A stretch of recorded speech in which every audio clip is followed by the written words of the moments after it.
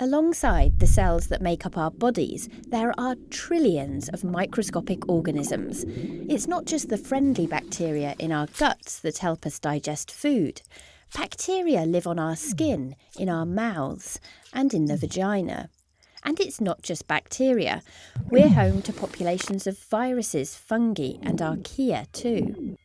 When does this colonisation begin? Most scientists think we acquire our first bacteria when we're born, and before that, babies develop in a sterile environment. But recently, a few studies have found traces of bacterial DNA in the placenta and in the amniotic fluid that surrounds the fetus, as well as in meconium, a baby's first poo. Could this be evidence of bacteria living with us before birth? Maybe, but many scientists think these findings could be the result of contamination. There's an ongoing debate. Whatever the answer, everyone agrees that the first major colonisation occurs during and just after birth. Babies born by vaginal delivery get a dose of bacteria from their mothers as they pass through the birth canal. After birth, the baby acquires more microbes from the air and from contact with objects and people around her. As she grows, many factors influence the makeup of her microbiota: her diet, whether or not she takes antibiotics or other drugs, how many people she interacts with, whether she has pets, where she lives, and potentially also her genetic makeup. Children that live in rural areas surrounded by animals and dirt host different sets of microbes to children brought up in urban environments.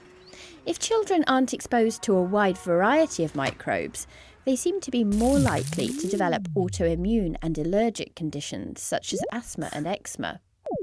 This is known as the hygiene hypothesis, and it's one example of how our microbiota influences our health throughout our lives.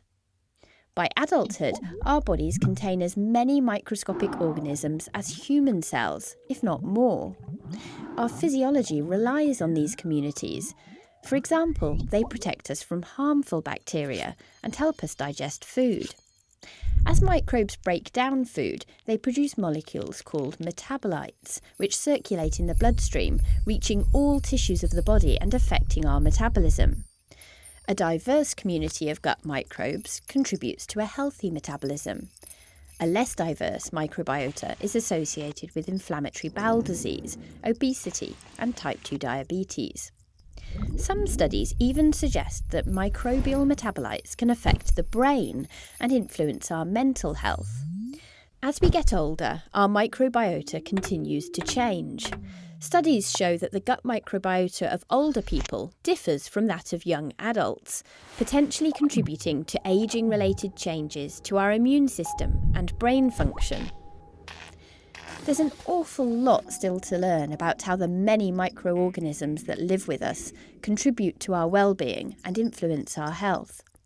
We need a better understanding of why microbes differ between people and how these differences affect our biology. And in particular, we need more studies of microbiomes in non-white populations and from all regions of the world. What is clear is that without these microbes, we wouldn't be here.